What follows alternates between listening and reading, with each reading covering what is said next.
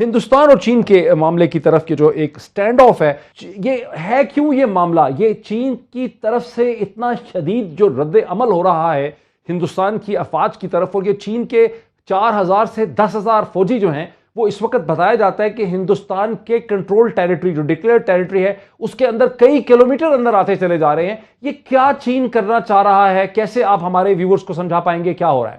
کہ متنازع علاقہ اور بھارت نے یہاں پہ بہت بڑے پیمانے پہ انفراسٹرکچر ڈیولپمنٹ کا کام شروع کیا، سڑکیں بنانی شروع کر دی، تقریباً 60 کے قریب روڈز بن رہی ہیں جو انہوں نے 2022 تک مکمل کرنی تھی. اس کے ساتھ ساتھ برجز انہوں نے بنائے ہیں، ایک ایئر اسٹرپ وہاں پہ بنائی ہے.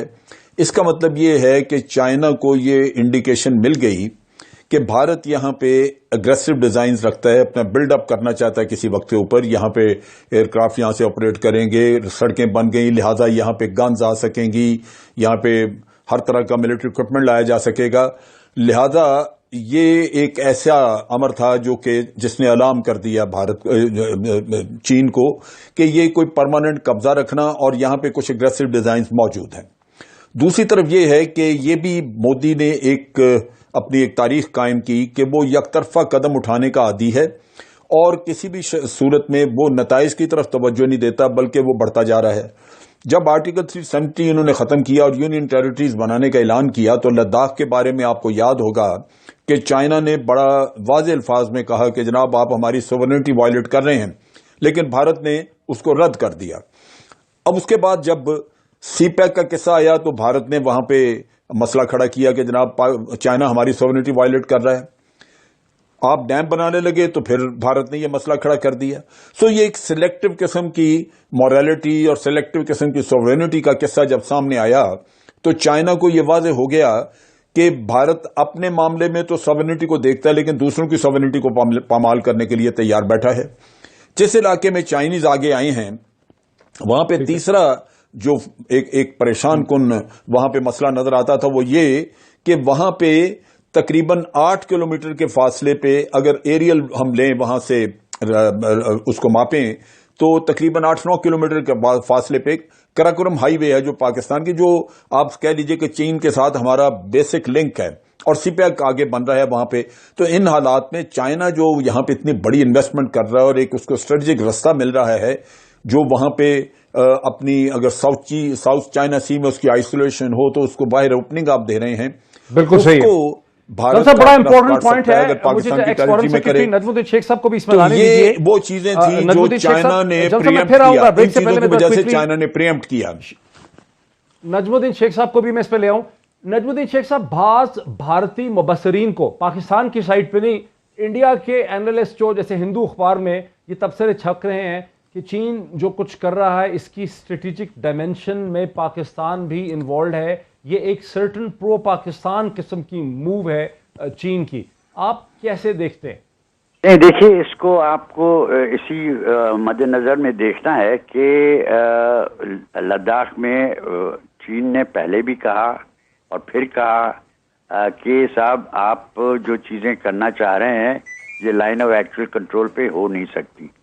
تو جب اس کو آپ دوسری پہلو سے دیکھیں کہ اب یہ ووہان اسپرٹ جو تھی اس کو ہندوستان نے ووہان اسپرٹ بنی، پھر جب شی جن پنگ آئے ہندوستان میں آئے اور یہ کہا گیا کہ صاحب ہندوستان چاہ رہا ہے کہ ہندوستان میں انویسٹمنٹ ہو چین کی اور چین کے ساتھ رشتہ بڑھے اور ہمارے ساتھ صرف وہ ہمارا را مٹیریل نہ خریدیں لیکن ہمیں موقع دیں کہ ہم چین کے مارکیٹ کو ایکسپلائٹ کر سکیں. چین ابھی بھی ہندوستان کا یورپ کے بعد دوسرے نمبر پہ ٹریڈنگ پارٹنر تھا، اب شاید تیسرے نمبر پہ آ گیا ہے کیونکہ چین اب دوسرے نمبر پہ امریکہ ہے.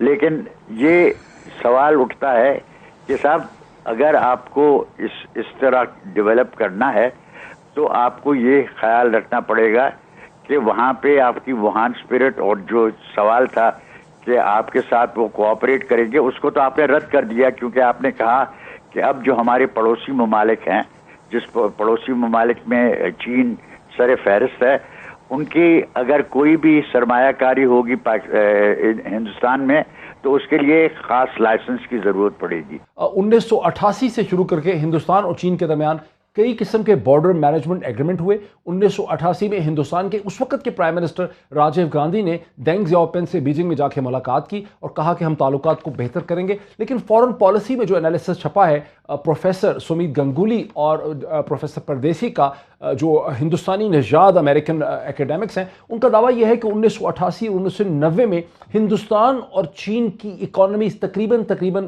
बराबर थी। अगर हिंदुस्तान की इकॉनमी कोई 2.7 ट्रिलियन के करीब थी 90 की दिहाई में, तो चीन की इकॉनमी भी 312 बिलियन, सॉरी गलत मैंने कह दिया, ट्रिलियन नहीं।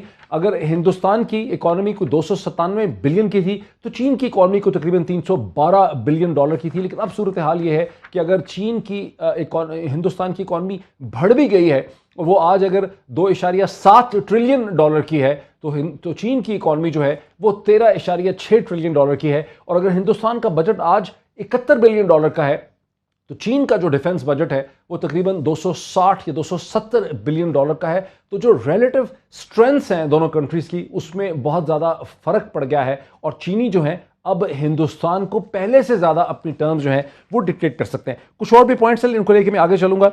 ये जो सूरत हाल है, नजमुद्दीन शेख साहब आप बता रहे थे ट्रेड का, आपको क्या लगता है कि जिस किस्म का प्रेशर चीनी हिंदुस्तान पे डाल रहे हैं पिछले 20 दिन से, क्या हिंदुस्तान पीछे हटेगा या हिंदुस्तान वहीं खड़ा रहेगा? जो आपके कह रहे हैं, जो जल साहब ने हमें बताया कि बॉर्डर इंस्टॉलेशंस बनाई जा रही हैं, सड़कें बनाई जा रही हैं, एयर स्ट्रिप्स बनाए जा रहे हैं एक डिस्प्यूटेड टेरिटरी में। और कल हमने देखा कि इंडियन मिलिट्री की जब हिंदुस्तान के वज़ीर आज़म नरेंद्र मोदी के साथ मुलाकात हुई, तो जो अखबारात में छपा है हिंदुस्तान में वो ये है कि हिंदुस्तान बिल्कुल पीछे नहीं हटेगा। आपका क्या एनालिसिस? इसमें पीछे हटने का सवाल नहीं है। इसमें सवाल ये है कि लाइन ऑफ एक्चुअल कंट्रोल पे किस तरफ चलने का इम्कान है और चीन की क्या जो पोजीशन है वो जस्टिफाइड है on the basis of the past और इज इट नॉट। अब मेरी नज़र में ये सारा मामला जो है इसका एक लार्जर कॉन्टेक्स्ट है। अच्छा, वो लार्जर कॉन्टेक्स्ट ये है कि इस वक्त हिंदुस्तान ने अपने एक एग्रीमेंट की है रूस के साथ कि वो S-400 खरीदेंगे और इस पे अमेरिका की तरफ से सैंक्शंस लगने का इम्कान होना चाहिए, क्योंकि उन्होंने कह दिया है कि साहब अगर किसी ने इस किस्म की चीज़ खरीदी तो रूस के साथ इस किस्म की एग्रीमेंट की तो फिर हमारी दूसरी एग्रीमेंट्स जो हैं, हम मिलिट्री कोलैबोरेशन को कम करना हमारे लिए ज़रूरी होगा। वो चाह रहे हैं कि इस से हमें एग्जेम्पशन मिले। इस वक्त ये कैसे फिट होगा बॉर्डर डिस्प्यूट में, ये जो तनाजुर आप दे रहे हैं? देखिए, मैं आपको कह रहा हूं कि इसको लार्जर कॉन्टेक्स्ट में देखना है कि ये चीन के साथ सिर्फ नहीं है, इसका बड़ा कॉन्टेक्स्ट ये है कि चीन और अमेरिका का रिश्ता किस नौइयत का है और उसमें किरदार किस नौइयत का हिंदुस्तान प्ले कर सकता है। अब ये लोग कहेंगे कि ये अब मैं ज़रा इसको खींच रहा हूँ, मैं खींच रहा नहीं हूँ। ये इसमें कॉन्टेक्स्ट जो है वो एक बहुत ज़रूरी है कि इसका असर किस नौइयत का पड़ेगा हिंदुस्तान और पाकिस्तान के सिलसिले में। अच्छा, हिंदुस्तान और अमेरिका के सिलसिले में। अमेरिका एक चीज़ चाहता है, अमेरिका चाहता है कि हिंदुस्तान उनके साथ खड़ा रहे और हिंदुस्तान एक बुलवक बने चीन के खिलाफ। ठीक है। अच्छा, इसी पॉइंट पे मुझे जरा जनरल साहब को लाने दें। जनरल साहब, अमेरिका की मगरब की ख्वाहिश तो बहुत रही गुज़िश्ता 15-20 बरस में 9/11 के बाद से कि हिंदुस्तान एक देव की तरह, एक जिन की तरह खड़ा हो जाए चीन के मुकाबले में। अब चीज ये है कि इसमें जहां तक सीपैक को स्टॉल करने का चक्कर था या आप गिलगित बल्तिस्तान पे अगर कोई निगाह रखी हुई थी तो उसमें तो अमेरिका की मर्जी शामिल थी। आपको याद होगा कि अमेरिका ने पहले कभी बात नहीं की थी, लेकिन इसके बारे में उन्होंने कहा था कि जनाब ये सीपैक तो गुजर रहा है वहां पे एक मुतनाज़ा इलाके में से। ये आपको जहन में रखना चाहिए कि अमेरिका किसी न किसी शक्ल में इस मामले में इंडिया को सपोर्ट करेगा। Very interesting. लेकिन असल किस्सा ये है कि क्या अमेरिका उसको बाद में यूज कर सकेगा, जहां इंडिया के पांव जो हैं वो लरज़ने, वो नहीं कर रहे।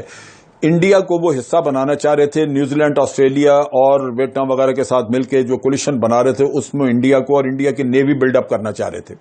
मैंने रिसेंट इंटरव्यू सुना जिसमें कि इनके चीफ ऑफ डिफेंस स्टाफ ने कहा कि हमें एयरक्राफ्ट कैरियर्स और बड़ा कुछ अमेरिका बेचना चाहता है, वो हमें देख रहा अपनी नजर से, हमें उसकी जरूरत नहीं। इसका मतलब यह है कि इंडिया ये नहीं चाहता कि वो अमेरिका का आलाकार बन के चाइना के खिलाफ जंग लड़े, क्योंकि चाइना के साथ उनकी सरहदें मिलती हैं।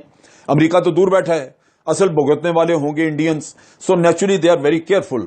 लिहाजा वो अमेरिका से हमायत तो लेना चाहेंगे, लेकिन वो जो कोलिशन बनती नजर आ रही थी जिसमें कि वो उस नेक्सस का हिस्सा लगता था कि बनने जा रहे हैं, वो नहीं बनेंगे। दूसरी तरफ ये है कि पाकिस्तान को चूंकि रशिया की हमायत मिलनी शुरू हो गई, थोड़ा सा पीछे आपको लाऊं। क्या आप ये कह रहे हैं कि क्या आप ये भी कह रहे हैं कि हिंदुस्तान की तरफ से, क्या आप जल साहब ये भी कह रहे हैं कि हिंदुस्तान की तरफ से जो एक जारहाना एग्रेसिव स्टैंड था सीपैक की तरफ, गिलगित बल्तिस्तान की तरफ, तो चीन के इस एक्शन से चीन ने इनडायरेक्टली हिंदुस्तान की मिलिट्री एस्टैब्लिशमेंट को और पॉलिटिकल एस्टैब्लिशमेंट को एक पैगाम भी दिया है कि hands of Gilgit Baltistan and CPEC.